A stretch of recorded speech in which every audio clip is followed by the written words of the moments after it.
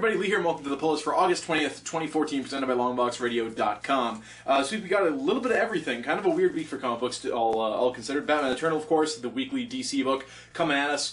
We have Batgirl snapped out of her little weird mind control thing where she thought Jason Todd was the Joker, so she's back on side, and they're going to wreck stuff up in Brazil. Batman and Killer Croc are teamed up to pick up where Corrigan and Batwing left off, and we got one James Gordon here, who's, getting things done in the prison. So, kind of a muddled book right now. It jumps around a lot, and I'm not super, big into any of the storylines going on in this book right now, but I'm going to stick with it. I've come this far.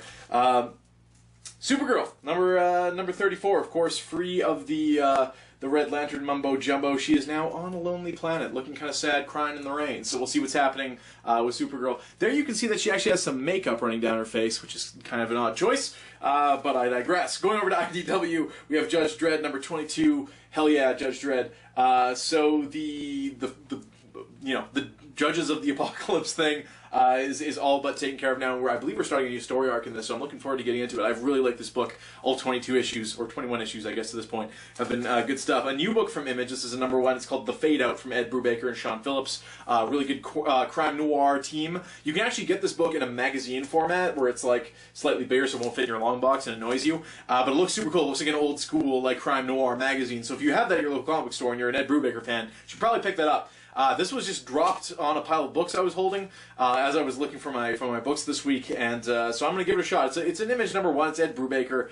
Never really disappointed. I just haven't, I think Fatal was the last thing I read from him, and I thought it was okay, but I didn't pick up the second series or anything like that, so there you go. The Wicked and the Divine. This is cover A of Wicked and Divine from, of course, Kieran Gillen, Jamie McKelvey.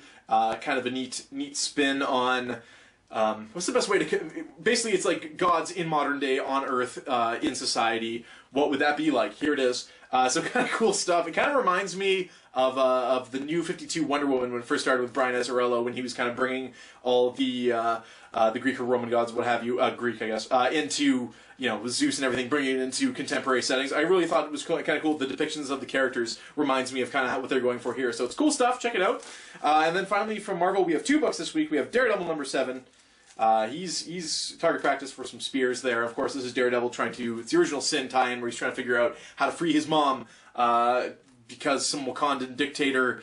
It's crazy. It's good stuff. Go check it out. Speaking of Wakanda, T'Challa finally breaks down and attacks Namor. Namor reveals that he basically redirected Thanos' thugs to Wakanda, which ended up in the deaths of thousands of Wakandans. So Black Panther vows to kill Namor. This is shortly after Namor uses the device there to destroy an incursion that's happening. If you're reading this book, you know exactly what I'm talking about. If you're not, you have no idea what I'm talking about. But Jonathan Hickman brings us New Avengers number 23. I love this book. I love the team, everybody on it. I liked how they're meshing. The art's gotten a little different on it from where it started, but the writing's super solid. I like where it's at right now. The last issue was just tempers raging, so I'm excited to see what happens here. That is all the books for this week. So I have 2 here with a free digital code. That's Daredevil and New Avengers. You can find those at the end of the episode. And then shortly after the episode is uploaded, or tomorrow morning, I will finally post those codes provided by Jeremy S. So thank you again to Jeremy for donating those codes. And I just really quickly wanted to talk. I finally watched X-Men Days of Future Past,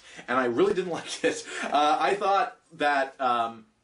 this kind of reboot was unnecessary. There's a lot of just dumb stuff in this movie, period, even for a superhero movie. Specifically, if you haven't seen it, spoilers. Magneto using metal, breaking down the metal, putting it in a Sentinel's, wiring computers and stuff, and then rewiring it so they obey him. Doesn't make any sense, and this is in a movie where Kitty Pryde is using her powers to send other people's minds back in time, in real time. The time travel in this just feels so fake, so when they have the mutant snuff going on at the end there when all the flying Sentinel things attack the mutants who are in the future, and they kill Bishop, who I maybe spoke a line in that movie. They gave him kind of the Gambit treatment, but less so. It's the Will.I.Am treatment, where she's like, who's he supposed to be? I guess, yeah, that is Bishop. Oh, he's dead. Okay, cool. Awesome.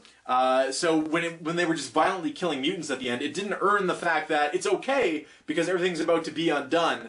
It really didn't sell that. So at the turn in the end, where it's just like, everything's retcons, Cyclops is back, Jean Grey's here. It's like, did the Phoenix thing happen? Because the Phoenix will come regardless of, you know, whatever. I did not like it. I'm very curious to see where they go from here. Obviously, Apocalypse is on the docket. To my understanding, he's going to be the next hurdle to overcome. But when First Class came out, I'm like, okay, awesome. I'm okay with this cast. Move on from here. And this is your retcon.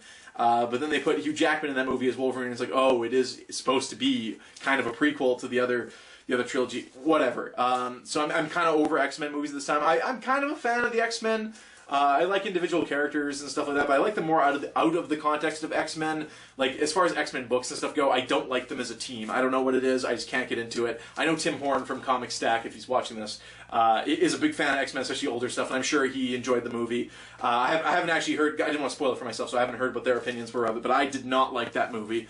A whole hell of a bunch, and I could talk more about it, but this isn't really the place to do that. So anyways, look for those 2 free digital codes. Enjoy your reading this next week, and we'll talk to you again next week, Wednesday, of course, for the poll list. See you then.